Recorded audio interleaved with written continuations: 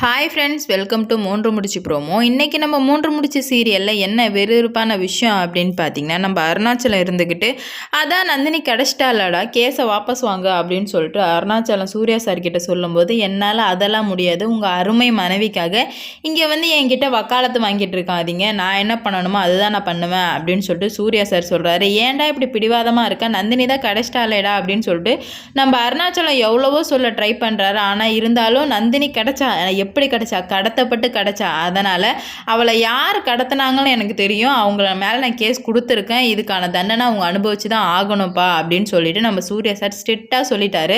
எல்லாரும் எவ்வளவோ சொல்லியுமே சூர்யா சார் கேட்குற நிலமையில இல்லை. ஏன்னா வந்து நந்தினி கடத்தப்பட்டு அந்த காரில் பார்த்ததுமே நமக்கே வந்து அவ்வளோ கஷ்டமாக இருந்துச்சு. அப்போ சூர்யா சாருக்கு எப்படி இருந்திருக்கும், அதனால தான் அவர் வந்து கேஸ் கொடுக்குறேன்றாரு. ஆனால் உண்மையிலுமே வந்துட்டு சுந்தரவழி கடத்தலை, இருந்தாலும் பரவாயில்ல, நமக்கு அது சந்தோஷமாக இருக்குது. ஏன்னா நந்தினியை எவ்வளோ கொடுமைப்படுத்தியிருப்பாங்க, மூஞ்சில் காப்பி அள்ளி ஊற்றுற அளவுக்கு கொடுமைப்படுத்துனாங்கள்ல. அப்போ வந்து அவங்களுக்கு கண்டிப்பாக இது வந்துட்டு அதுக்கான தண்டனை கிடைக்காதப்போ இப்போ இதுக்கான தண்டனை கண்டிப்பாக கிடைக்கலாம். நல்லவங்க தான் வந்துட்டு தண்டிக்கப்படக்கூடாது. ஆனால் ஒரு கெட்டவங்க அவங்க தப்பு பண்ணாலும் பண்ணலனாலும் தண்டிக்கப்படுறது நியாயமே. அதுக்கேற்ற மாதிரி தான் இப்போ நடந்துகிட்ருக்கு. அந்த டைமில் தான் வந்துட்டு சரின்னு சொல்லிட்டு போலீஸ் ஆல்ரெடி ஏற்கனவே காசு வாங்கி வச்சுருந்தாரு.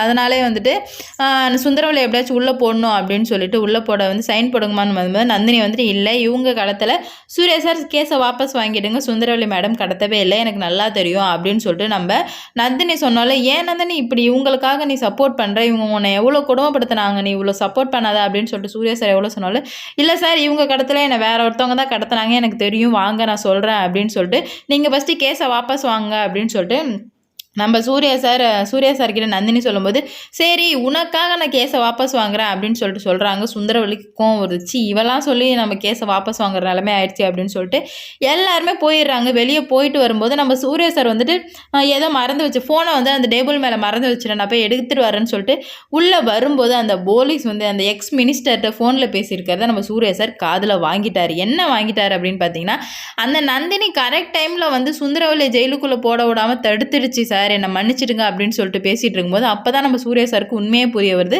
அப்போ சுந்தரவழி கடத்தலை, அப்போ வேற யாரோ கடத்திருக்காங்க அப்படின்னு சொல்லிட்டு சூர்யா சாருக்கு புரிய வருது.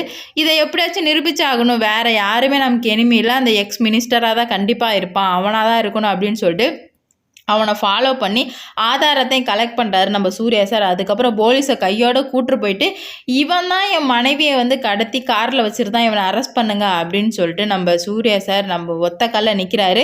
வேறு வழியே கிடையாது, ஆதாரத்தை நம்ம சூர்யா சார் காட்டினதுனால போலீஸ் அரெஸ்ட் பண்ணி தான் ஆகணும். அவன்கிட்ட கை நீட்டி காசே வாங்கியிருந்தாலும் ஆதாரத்தை காட்டும்போது நம்ம கண்டிப்பாக அரெஸ்ட் பண்ணி தான் ஆகணும். அதை மாதிரி சூர்யா சார் கண்ணு முன்னாடியே அந்த எக்ஸ் மினிஸ்டரை வந்து அரெஸ்ட் பண்ணிட்டு போகிறாங்க. அவனுக்கு இது தேவை தான். கண்டிப்பாக இந்த வீடியோ பிடிச்சிருந்தா லைக் பண்ணுங்கள், ஷேர் பண்ணுங்கள், கமெண்ட் பண்ணுங்கள். இது போன்ற வீடியோ சீரியல் அப்டேட் தெரிஞ்சுக்க நம்ம சேனலை மறக்காமல் சப்ஸ்கிரைப் பண்ணிக்கோங்க.